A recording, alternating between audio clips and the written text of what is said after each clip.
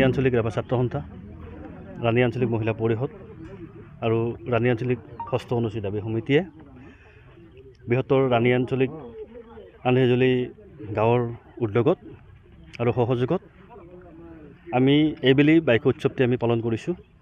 আৰু ইয়াত আমি ৰাভা জনগোষ্ঠীসকলে আমি ঠিক কৃষি কাৰ্যৰ সমাপনৰ আগত আমি বাইক দেৱী আমি পূজা অৰ্চনা কৰোঁ, যাতে আমি যিহেতুকে ৰাভা জনগোষ্ঠীয়ে আমি কৃষি প্ৰধান, আমি কৃষিৰ লগত জড়িত, সেয়েহে আমি কৃষি কাৰ্য সমাপনৰ আগত আমি বাইক দেৱীক আমি পূজা অৰ্চনা কৰোঁ, যাতে আমাৰ খেতিভাগ আমাৰ ভাল হয়, আমাৰ অপায় মংগল দূৰ হয়, এনেকুৱা ধৰণৰ আৰু সকলোৰে যাতে আমাৰ সুস্বাস্থ্য দীৰ্ঘায়ু সুন্দৰভাৱে আমি সকলোৱে আমি মিলিজুলি থাকিব পাৰোঁ। ভৱিষ্যতে আমাৰ যিবিলাক আমাৰ ইয়াত কৃষিকৰ্ম হয় সেইবিলাকো যদি সুন্দৰভাৱে হয়, এনেকুৱা ধৰণৰ আমি আশা কৰিয়ে আমি আমাৰ বাইক দেৱীক আমি পূজা অৰ্চনা কৰোঁ।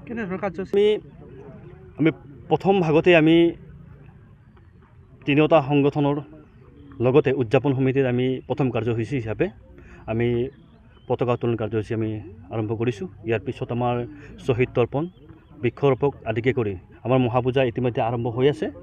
আৰু ইয়াৰ পিছত আমি আমাৰ বৃহত্তৰ ৰাণী অঞ্চলৰ যিসকল কৃতি ছাত্ৰ ছাত্ৰী আছে, এই কৃতি ছাত্ৰ ছাত্ৰীসকলক আমি তেওঁলোকৰ উদ্দেশ্যে আমি সম্বৰ্ধনা অনুষ্ঠান আমি আয়োজন কৰিছোঁ।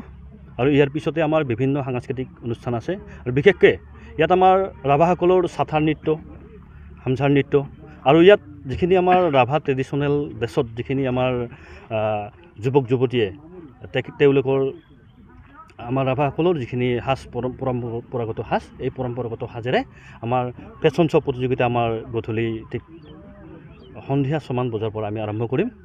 আৰু আমাৰ সাংস্কৃতিক অনুষ্ঠানৰ মঞ্চ মুকলি কৰিব আমাৰ আজি